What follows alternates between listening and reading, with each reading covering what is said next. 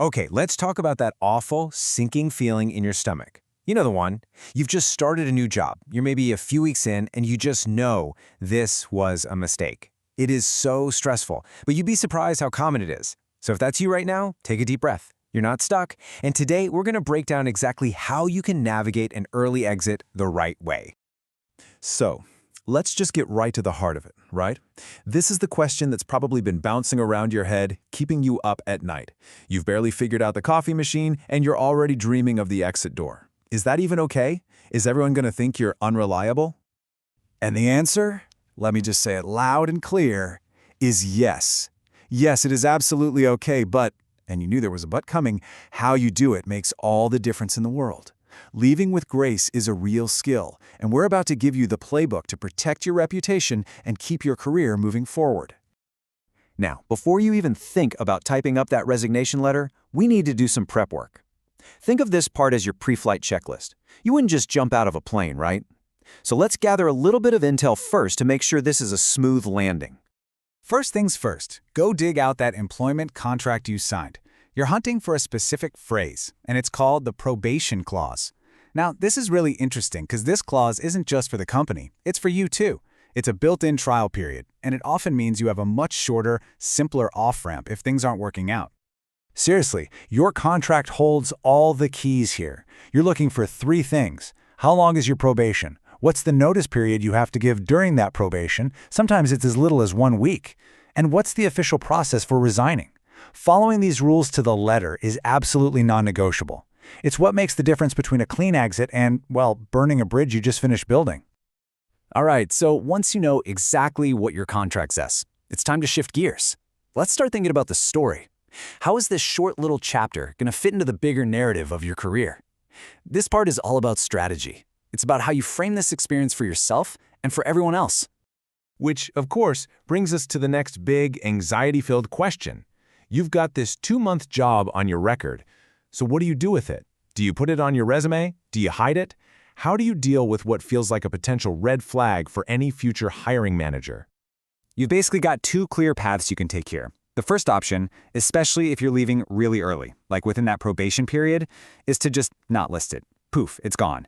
No awkward little gap on your resume to explain. Your second option is to list it, but, and this is key, you frame it. You own it, you put it on there, but you control the story around it. And if you do decide to list it, here is a golden word-for-word example of how to frame it. Just listen to this. See how professional that is? It's honest, but it's not negative. It doesn't blame anyone.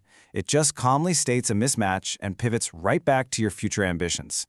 It tells recruiters, I'm making a strategic move, not I'm running away from a bad job.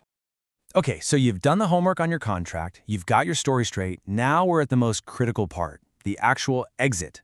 Let's walk through the step-by-step strategy for leaving with total grace so you walk away with your reputation not just intact, but maybe even a little bit stronger.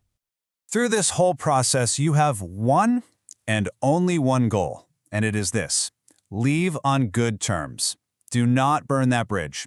You just never, ever know when your path is going to cross with these same people again. Trust me, a professional exit is a long-term investment in your own career. So how do we make sure that happens? You follow this super simple 3-step plan. Number 1, a polite, formal resignation. No drama, no long stories, just the facts. 2, a clear handover document. This is such a class move. It shows you respect your team and you want them to succeed even after you're gone. And 3, you serve your entire notice period. You work hard right up until the last minute. That final impression is the one people remember. Okay, for this last part, I really just want to give you some peace of mind. Let's put ourselves in the shoes of the next recruiter you're going to talk to. What do they actually think when they see a short stay at a job on a resume?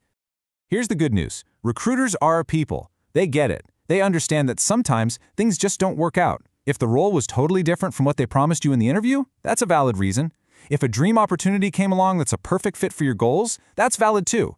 Even personal reasons, or if you had a bad feeling about the company's stability, these are things they understand. They're not automatic red flags as long as you can explain it professionally. So, when it's all said and done, it really just comes down to this. This right here is the main takeaway.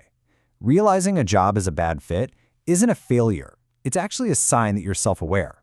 And acting on that realization with grace and a clear strategy, well, that's just a sign of a true professional.